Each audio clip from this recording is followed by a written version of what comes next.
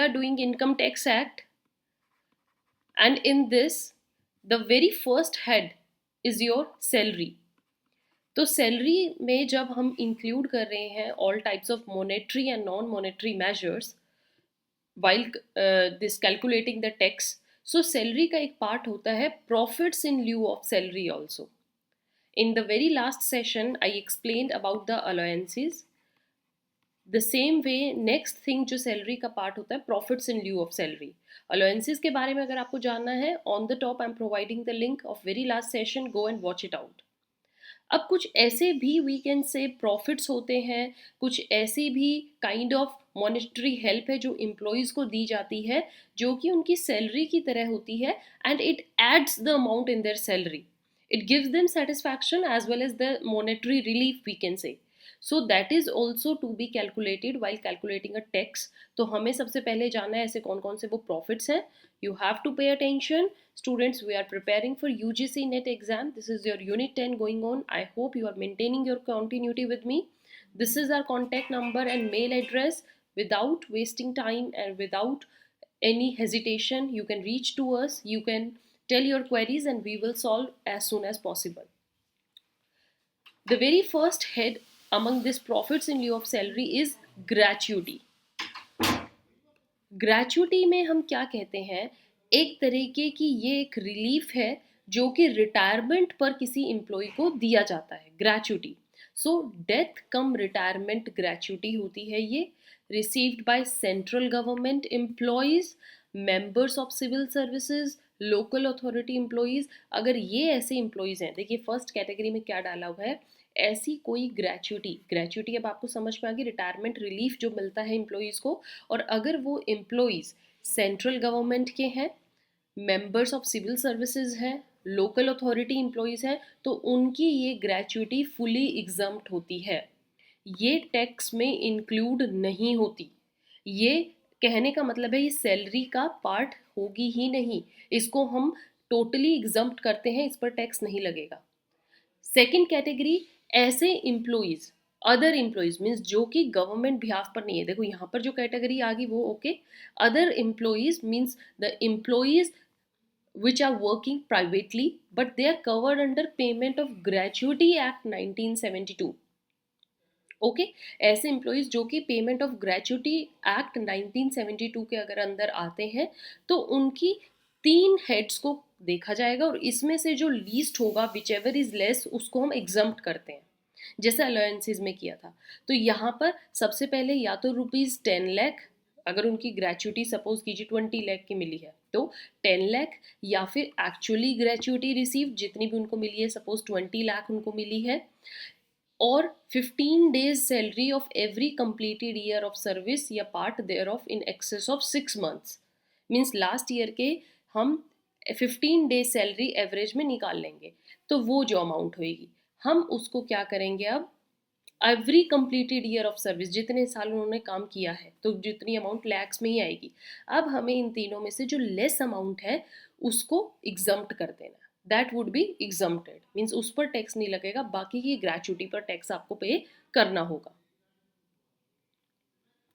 Next is employees not covered under payment of gratuity act 1972. कुछ ऐसे भी employees हैं जो कि ग्रेचुटी एक्ट 1972 के अंदर नहीं आते, मीन्स टोटली ना वो ऐसे एम्प्लॉयज हैं जो सेंट्रल गवर्नमेंट या इन सर्विसेज में काम कर रहे हैं, ना वो इस एक्ट के अंदर आते हैं. तो इस केस में उनकी कैसी ग्रेचुटी एग्जम्प्ट होगी. So again we will see either 10 lakh rupees actually gratuity received, or the last thing half month salary based on the average of last 10 months.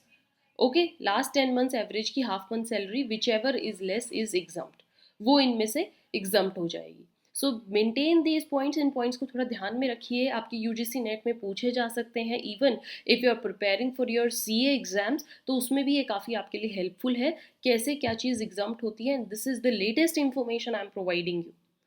I hope you understood this head gratuity.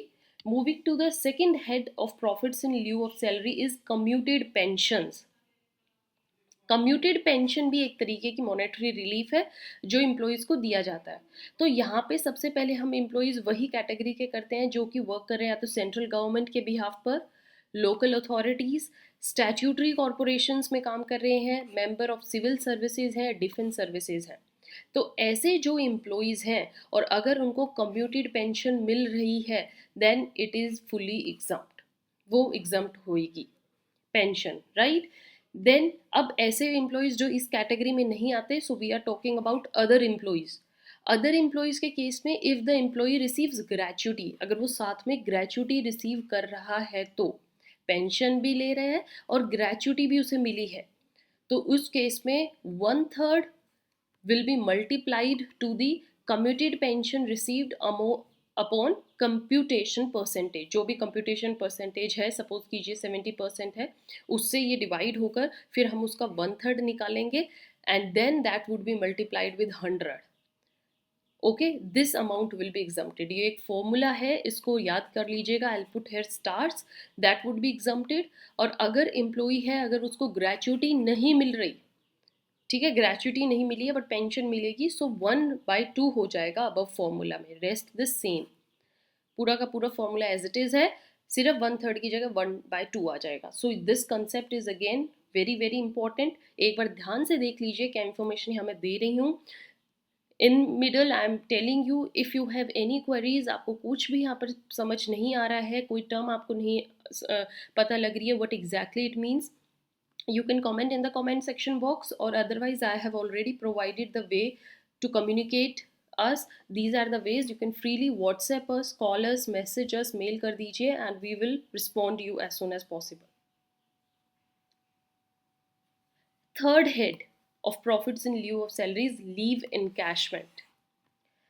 Leave encashment के भी आपको monetary relief मिलती है। So leave encashment को भी अगर हम देखते हैं इन डिटेल, लीव एनकैशमेंट में क्या है, this is the particular kind of we can say help that is received on retirement. Okay, और रिटायरमेंट पे whether on superannuation or otherwise आपको मिलती है। अब यहाँ पर क्या है, लीव एनकैशमेंट की जो हेल्प आपको दी जाती है, तो उसको कैसे हम टैक्स में कैलकुलेट करते हैं, क्या वो एग्जम्प्ट होती है, क्या कितना पार्ट उसका लगता है। तो अगर आप गवर्नमेंट एम्प्लॉय हो, ओके, तो आपकी total fully this leave encashment fully exempt होगा, टोटली एग्जम्प्ट होगा, इसका कोई आप पर इफेक्ट नहीं है।